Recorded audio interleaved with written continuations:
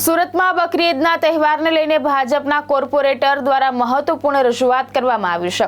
ગેરકાયદેસર કતલ અટકાવવા અને કાયદાનું કડક પાલન કરાવવા સુરત મહાનગરપાલિકાના કમિશનરને પત્ર પાઠવવામાં આવ્યો છે। હર્ષ અશોકભાઈ મહેતા જે વોર્ડ નંબર 11ના ભાજપના કોર્પોરેટર અને ગાર્ડન ગ્રુપ ચેરિટેબલ ટ્રસ્ટના સંચાલક છે, તેમણે સુરત મહાનગરપાલિકાના કમિશનરને પત્ર લખી બકરી ઈદ દરમિયાન થતી ગેરકાયદેસર કતલનો મુદ્દો ઉઠાવ્યો છે। પત્રમાં ઉલ્લેખ કરવામાં આવ્યો છે કે બકરી ઈદના નામે કેટલાક લોકો નિયમોને અવગણી ગેરકાયદેસર રીતે પશુઓનો કતલ કરી રહ્યા છે।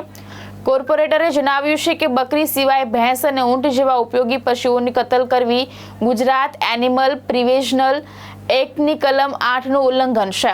તેમણે માંગ કરી છે કે ખેતી અને ડેરી વ્યવસાય સાથે ઉપયોગી પશુઓની ગેરકાયદેસર કતલ રોકવા કડક કાર્યવાહી કરવામાં આવે।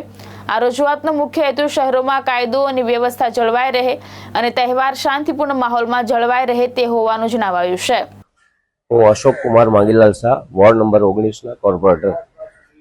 આવતીકાલે બકરા ઈદ છે, એ અનુસંધાને અમે સુરત શહેરના તમામ જૈન નગરસેવકો સાથે મળીને અને અન્ય સંસ્થાના પદાધિકારીઓ સાથે મળીને આપણા સુરત મ્યુનિસિપલ કમિશનર શ્રી નાગરાજન સાહેબને આવેદનપત્ર આપવા આવ્યા છે કે આ તહેવાર નિમિત્તે જાહેરમાં કે કાયદાની ઉપરવટ જઈને કોઈ પણ એવું કૃત્ય ન થાય, એવું કતલ ન થાય, અન્ય કોઈ પશુને ન કતલ થાય, એને માટે અમે એમનું ધ્યાન દોર્યું છે।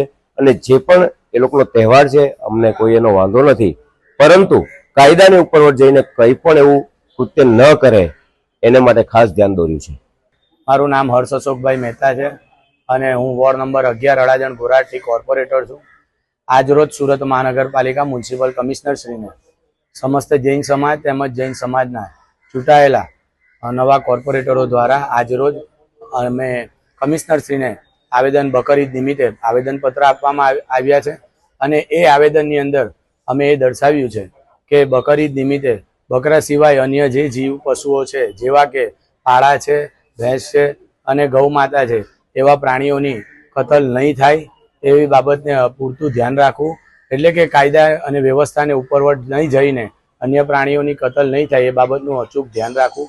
સાથે સાથે અન્ય જે પ્રાણીઓ છે અને આ જે બકરા ઈદ છે, જે બકરને કતલ કરવામાં આવે છે તે જાહેરમાં નહીં થાય, એટલે કે એપાર્ટમેન્ટોની નીચે, સોસાયટીઓની નીચે કે ખુલ્લી જગ્યામાં નહીં થાય। સુરત મહાનગરપાલિકા દ્વારા જે જગ્યા કતલ કરવા માટેની વ્યવસ્થા કરી આપી છે, એ જગ્યાની અંદર થાય એ બાબતનું પૂરતું ધ્યાન રાખે એવું આજરોજ અમે આવેદનપત્ર આપવા આવ્યા છે।